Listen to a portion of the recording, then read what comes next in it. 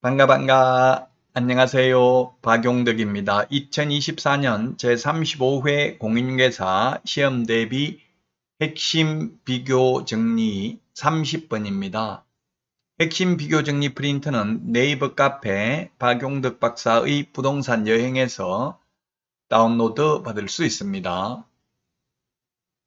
자, 경매에서 무조건 인수되는 것, 말소되는 게 있는데 이것은 암기하시는 게 좋겠죠. 무조건 인수되는 게 분묘기지권, 유치권, 법정지상권 요 세 개는 무조건 인수됩니다. 다만 유치권은 경매 신청 기입 등기 전까지 유치권을 취득해야 되겠습니다. 점유하고 있어야 됩니다. 요거는 선순위든 후순위든 상관없이 무조건 인수된다. 즉 낙찰받은 사람이 떠안아야 된다는 이야기죠. 쉽게 말해서 분묘기지권이 있는 임야를 낙찰받았다 하더라도 오래된 묘를 강제로 이장시킬 수 없다는 이야기입니다. 그대로 떠안아야 된다. 유치권도 마찬가지고요. 법정지상권도 마찬가지입니다. 대표적인 게 민법 366조 토지와 건물이 저당권 설정 당시 동일 소유이였다가 임의경매로 토지와 건물의 소유자가 달라졌다 하더라도 토지를 낙찰받은 사람이 건물을 강제로 철거할 수는 없다는 이야기입니다.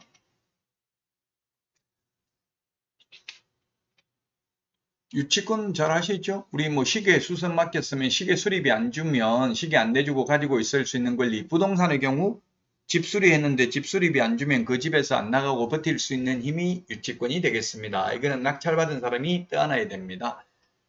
자, 그 다음에 그 외에 무조건 인수되는 권리, 그 다음에 무조건 말소되는 권리 뺀 나머지 권리는 선순위 담보물건보다 앞서 있으면 인수되고 선순위 담보물건보다 뒤에 있으면 말소됩니다. 자, 그 다음에 최선순위 이 전세권의 경우에는 선순위면 인수되고 후순위면 말소되죠. 최선순위 전세권의 경우 배당 요구하면 말소됩니다. 배당 요구 안 하면 인수되죠. 최선순위는 말소 기준권리보다 후순위인 경우에는 전세권도 말소됩니다. 자, 무조건 말소되는 것. 앞에서 무조건 인수되는 게 뭐라고 했습니까? 세 가지였죠? 분묘기지권, 법정지상권, 유치권이었는데요. 무조건 인수되는 게 5개가 있습니다. 건저당권, 저당권, 가압류, 압류, 담보가등기, 경매 개시 등기, 기입 등기, 요거는 무조건 말소됩니다. 최선순위 담보물건을 말소 기준권리라고 하는데요. 무조건 인수되는 권리, 무조건 말소되는 권리 뺀 나머지 지상권, 지역권, 전세권, 임차권, 판매 등기, 그 다음에 가처분 등기 이런 것들은 말소 기준권리보다 선순위면 인수되고 말소 기준권리보다 후순위면 말소됩니다. 자, 그 다음에 2기 연체, 3기 연체가 있는데요. 2기의 차임액을 연체한 경우 민법에서 임대차 계약 해지할 수 있고요. 주택 임대차 계약도 해지할 수 있습니다. 2기의 차임액을 연체한 경우 현재 연체되고 있어야 됩니다. 2기의 차임액이.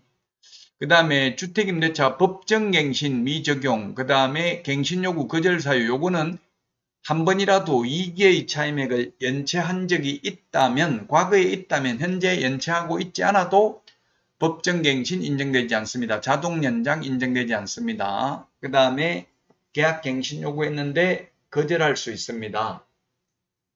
계약갱신 요구 거절할 수 있는 대표적인 게 주인이 직접 사겠다고 거절할 수도 있죠. 자, 그 다음에 3기의 차임 연체인데요. 상가 계약갱신 요구를 거절할 수 있습니다. 요 상가 계약갱신 요구를 거절할 수 있는 것은 3기의 차임액에 이르도록 연체한 사실이 있는 경우, 과거에 연체한 사실이 있어도 이미 신뢰관계가 깨졌기 때문에 계속 연장해 줄 필요가 없다는 이야기입니다. 그러나 해지하는 것은 3기의 차임액이 연체되고 있어야 됩니다. 현재 그래야 해지할 수 있고요. 과거에 연체한 경력을 가지고 해지할 수는 없다는 이야기입니다. 연체했을 때 해지하고 싶으면 바로 해지해야 되지 1년 전에 연체한 것 가지고 해지는 안 되고요. 단 1년 전에 연체한 적이 있다 하더라도 계약갱신 요구는 거절할 수 있습니다.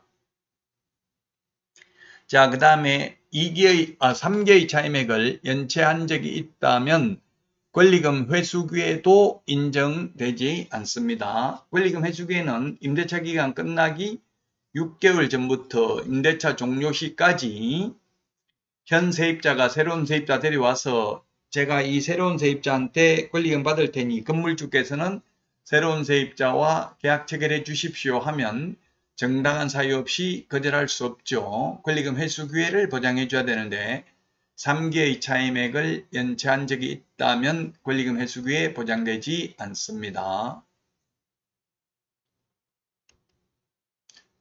자, 관련 문제 풀어보도록 하겠습니다. 상가 건물임대차보호법에 대해서 옳은 것입니다. 기억 대통령령으로 정하는 보증금을 초과하는 임대차의 경우에도 권리금에 관한 규정이 적용된다. 대통령령으로 정하는 금액이 초과되면 원칙적으로 상가건물 임대차보호법 적용되지 않죠. 그 금액이 서울에서 9억, 과밀역제권역 6억 9천, 광역시 5억 4천, 기타 지역 3억 7천입니다. 이 금액을 초과하면 적용 안 되는 게 뭐가 있습니까? 최우선 면제, 우선 면제 적용 안 되고요. 최단기 존속기간 적용 안 되고요. 5%밖에 못 올린다 이런 거 적용되지 않습니다. 임차권 등기 명령 제도도 적용되지 않습니다.